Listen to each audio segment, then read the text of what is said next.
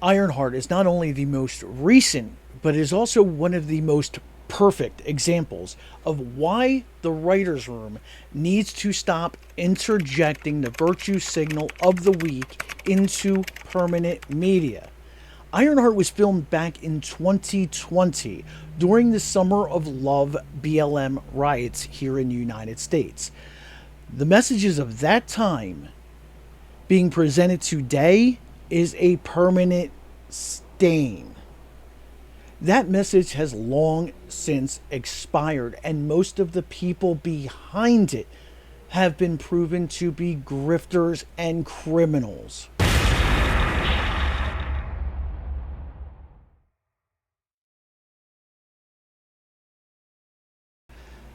Instead of positive messaging and a hero's journey, Ironheart portrays nothing but ignorance and misplaced victimhood.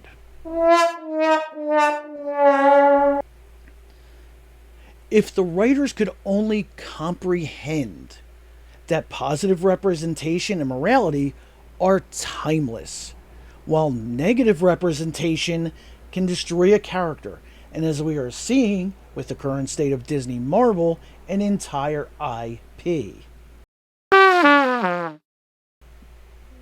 This outdated and rejected messaging is prevalent all over this show, from the bigoted character stereotypes to the literal writing on the posters in Riri's bedroom, with the Pride merch strewn across the sets and worn again by another race-swapped Velma. Oh, in this case, it's Zelma.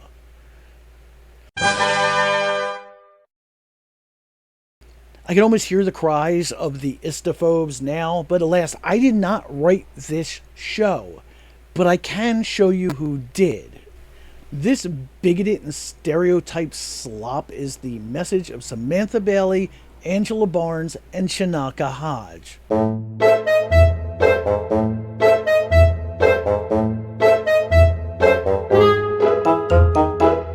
Miss Bailey, best known for her projects like Brown Girls and White People. Miss Barnes is credited with Loot in Atlanta. Oh, but Miss Hodge, she wants to kill the Whiteys. And I have the proof. I want to give her all the credit she deserves as a creator and head writer who is nationally recognized for her artistic work on gentrification. What's her contribution? It's a little ditty entitled Kill a Hipster, in which she talks about killing white people that she feels are gentrifying her hood by eating hummus and putting in a Starbucks. Some of the lyrics of this lovely, inspiring song: Lady of the Get Back, Watsky on the Triznak, eating on my business, I don't know. Well, you know what? Neither do I. So many white people in West Oakland, oh my gosh, it's ridiculous. Rents up, that shiz is no good. Starbucks where the skate ring stood, it's a fixture, it does no good. Kill a hipster and save your hood. And you can see this gets more and more ridiculous. Getting hummus.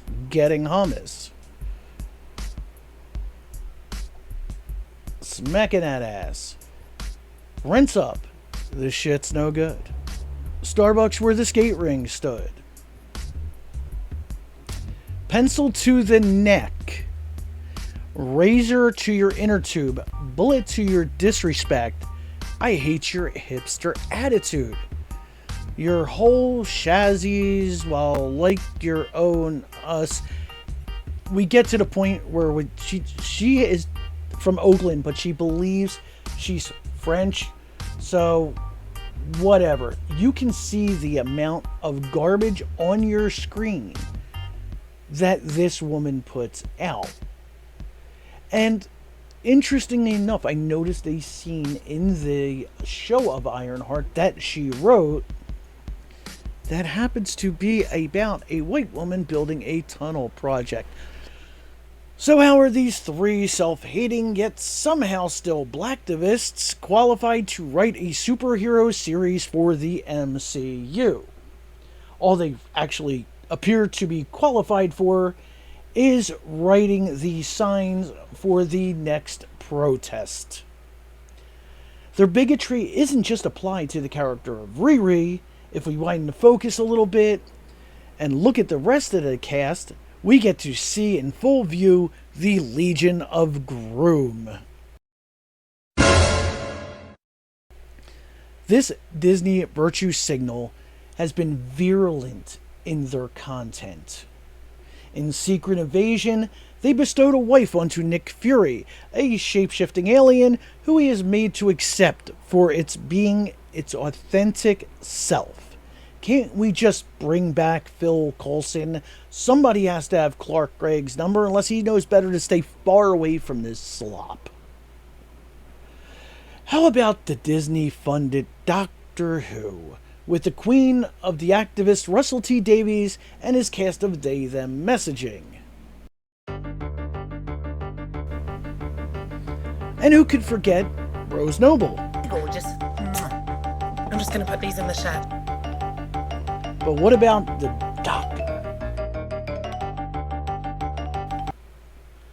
I was just reading an article stating that the BBC is looking at a minimum 5-year hiatus before they can even attempt to resurrect Doctor Who.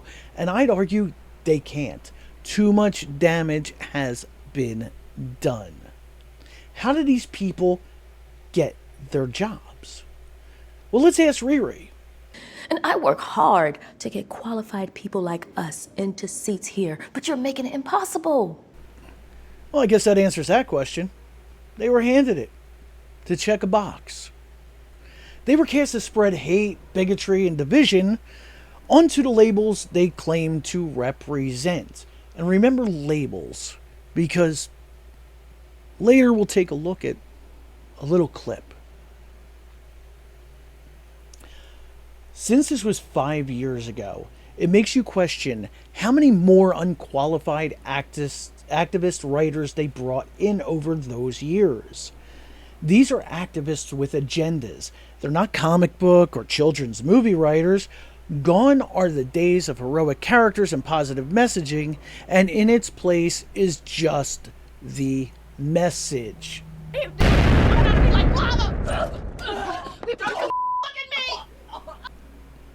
Don't get me started on Patty Jenkins.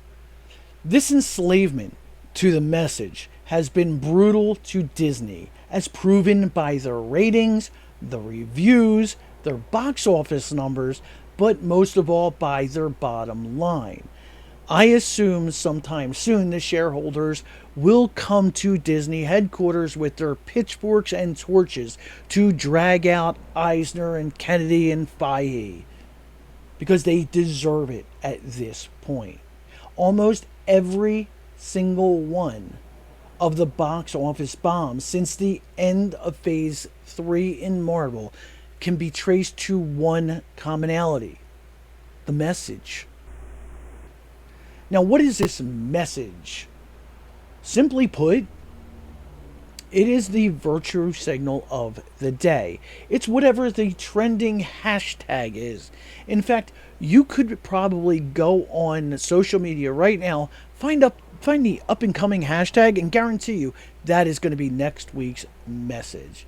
It's not about one thing. It's a vehicle for self-loathing liberal activist writers' agendas. In this case of Ironheart, Riri Williams is that vehicle. A criminal who has been handed every opportunity, yet can't breathe because she is terrified of consequences for her countless crimes. She was not written as a hero. She was not written as a villain. So what is she? Well, she's a victim, made small by oppression and kept down by the man. You want me to be small? But I refuse.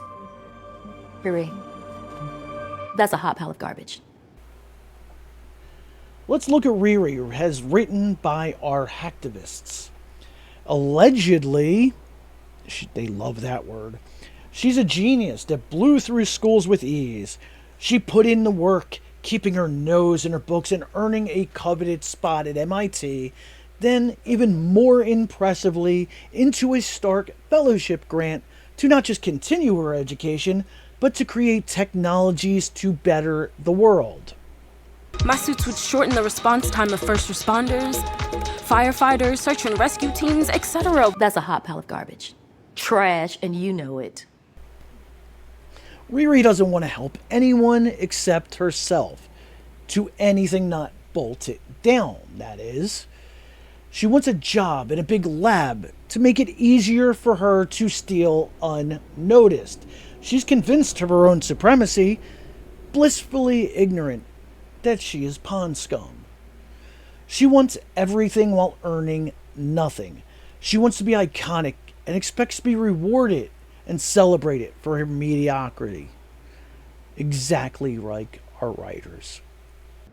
Due respect, Dean Troy, what do I get out of matriculation?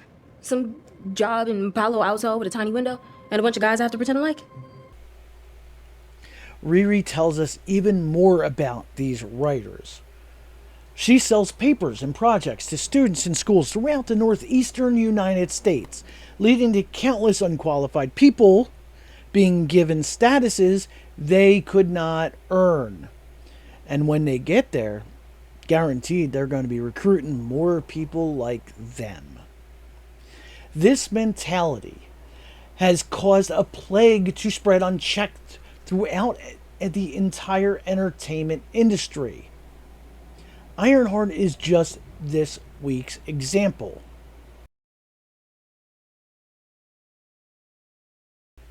Now, what do the writers think of themselves? Interesting, they asked this question in the show, and they answer it in several different ways.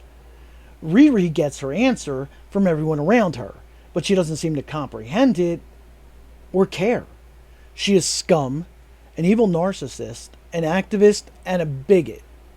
She will lie, cheat, blackmail, steal, and manipulate her way to the top. Morality has no value to her, and hard work has no meaning. She has never deserved anything she was handed.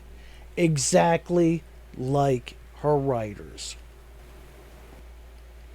In fact, I propose that the entire existence of Riri's character is an accidental self-insert by Hodge, Bailey, and Barnes. They, like Riri, are completely unqualified, and even when handed every single opportunity, they cannot create anything of quality. And I think they have proven that. This leaves us with the question of, who are these movies and series made for? Well, they're not made for people that look like me, and they're not made for you. You think they're made for children? Because I wouldn't let my kids watch this slop. How about the modern audience? I don't think it's that either. I think it's for one minuscule group, the writers themselves and their mentally ill moron minions on social media. Now, this leaves me with a message to Disney and the companies like them. You purchased IPs for their built-in fandoms. However, something you fail to realize is fandoms have never been and never will be for sale. We decide the value of your IPs, and without us, they will fail and you will fail. We make the content now. We have platforms like here on YouTube to share our content. We create shows, films, music, comics, novels, and games made for everyone by the most diverse people on the planet in our spare bedrooms with a box of scraps. Independent creators are putting in the hard work, and the fandom is winning.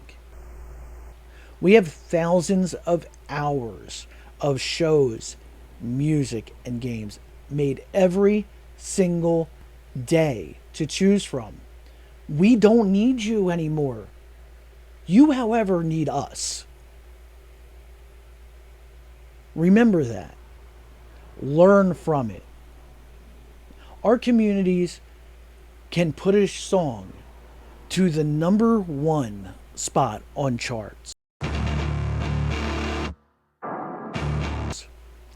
We can get indie films off the ground. We can get comic books made and sold in numbers that Marvel hasn't seen in years.